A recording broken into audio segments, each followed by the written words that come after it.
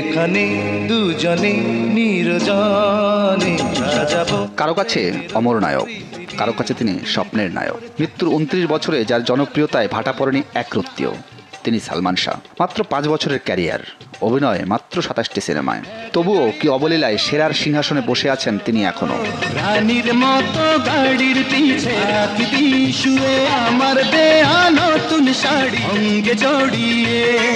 ইত্যাদিতে মডেলিং দিয়ে শুরু, তারপর ছোট পর্দায় নাটকে অভিনয়। প্রথম সিনেমা কেয়ামত থেকে কেয়ামত, শুরুতেই বাজিমাত। একে একে অভিনয় করেন এই ঘর এই সংসার, সুজন সুখী, তুমি আমার, সত্যের মৃত্যু নেই, 27টি সিনেমায়। জমিদারের নাতি আমি, জগৎ জুড়ে নামি দামি। ক্ষণজন্মায় নায়কের অভিনয় বুঁদ হয়েছিলেন দেশের কোটি কোটি ভক্ত, ছিলেন ভক্তদের অন্তরে অন্তরে। হঠাৎ ছন্দপতন, টকবকে ক্যারিয়ার, জনপ্রিয়তা আর নির্মাণাধীন সিনেমা অসমাপ্ত রেখে চলে যান না ফেরার দেশে। কিন্তু তিনি যে এত মানুষের প্রিয়জন তা কি জানতেন? প্রেমে ছাড়া রবে না কিছু। 1971 সালের 19 সেপ্টেম্বর সিলেটের জকিগঞ্জে জন্মেছিলেন এই অভিনেতা, আর মৃত্যু 6 সেপ্টেম্বর 1996 ঢাকায়। এমন প্রিয় নায়কের মৃত্যুতে পুরো দেশ যেন হয়েছিল শোকস্তব্ধ।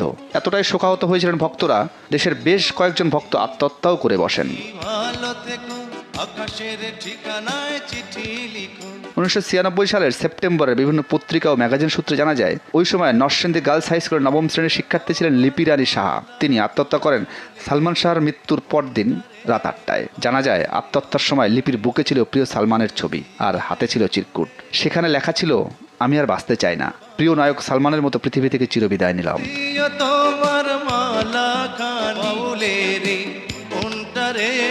সালমান মারা যাওয়ার 3 দিন পরে অর্থাৎ 9 সেপ্টেম্বর জামালপুরে মারা যায় আরও একজন। বিটিভিতে গানের অনুষ্ঠান ছায়াছন্দ দেখার সময় সেই কিশোরী গলায় ফাঁস দিয়ে আত্মহত্যা করে। তার মৃতদেহ পোস্টমর্টমের সময় তার বুকের মধ্যে প্রিয় সালমানের ছবির ভিউ কার্ড পাওয়া যায়। সালমানের মৃত্যুর পর সেতু রানী নামের এক গৃহপরিচারিকার মৃত্যু ঘটে নারায়ণগঞ্জে। তার আসল বাড়ি নোয়াখালীর হাতিয়া। 17 বছর বয়সী সেতু মারা যাওয়ার সময় সালমানের ভিউ কার্ড রেখেছিলেন বুকে। সেখানে লেখা ছিল, আমি তোমার সাথে মরতে পারি মরণ খেলায় একসাথে।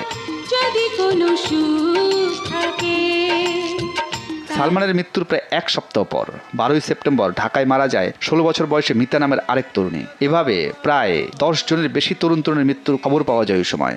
এ কারণেই অভিভাবকদের মধ্যে অল্প বয়সী সালমান ভক্ত তরুণদের নিয়ে চিন্তার ভাঁজ দেখা যায়।